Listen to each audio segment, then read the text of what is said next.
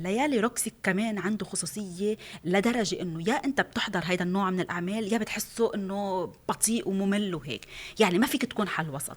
انا بالنسبة لي عم بيقدم سيرة اول فيلم سينمائي انعرض بسوريا بالعشرينات، باخر العشرينات. سلافة وخرجي عم تعمل الشخصية من بعد عندها خبرة بتأدية الشخصيات من هذا النوع، من بعد ما عملت دور اسمهان من قبل. نعم. فانا بشوف سلافة وخرجي انه ممثله جيده جدا، نحن هون عم نحكي فن، ما عم نحكي اي شيء تاني. أكيد.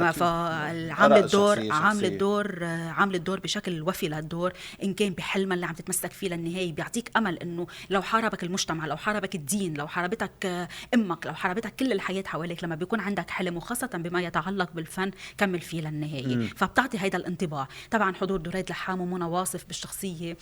على سيره منى واصف، يا الله قد بدي ركز على الكل. منى واصف طالعه تحت سابع ارض بشخصيه جديده كليا. لاول مره من فتره بنشوف منى واصف مافيا، بنشوف منى واصف عم بتزور، بنشوف منى واصف فاتي بعالم لا. فانا بحب الممثل يطلع من دوبه يجدد. لنرجع على ليالي روكسي، بس لحتى نمرق هيك ملاحظة بدي لحق. لنرجع على ليالي روكسي. فلا المسلسل هيك نوستالجي، بتحسه هيك لوحة فنية، ألوان كتير حلوة عم بقدمها محمد عبد العزيز في هذا المسلسل. انت سألتني شيء عن أسوأ ممثل، سألني خليني أحط ابنه تيم عبد العزيز تحت سبع أرض. وإذا بدك بحكي لك ليه لما بنقطع على لا قليلي ليه.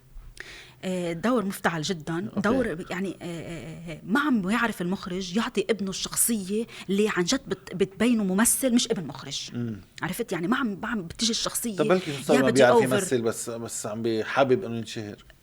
لا هيدا الشيء لا، هيدا غير نقاش. بس هو لا، الصبي منه سيء، يمكن يكون عنده شيء. لا لانه صار هيدي تاني مره بنسمع اراء عم بكبوا بشيء مفتعل، بشيء بده يعمل منه ترند، يعني بالقوه، كانه بده يعمل منه ترند بالقوه. منها ظابطه.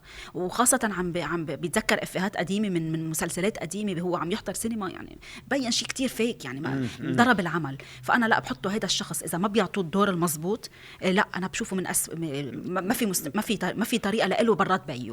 أنا هيك بشوفه. شو كنا عم نحكي عن ليالي روكسي؟ مرور دريد لحام مع منى واصف. فالمسلسل عنده خصوصية، بذكرك بقصص حلوة بدمشق القديمة، برات الملاية وابن عمي والشبريات وهول والعقيد والحارة براتهم. أوقات بستأذن، أنا بأوقات بحبهم، إلهم جمهورهم ولكن استهلكوا. صحيح.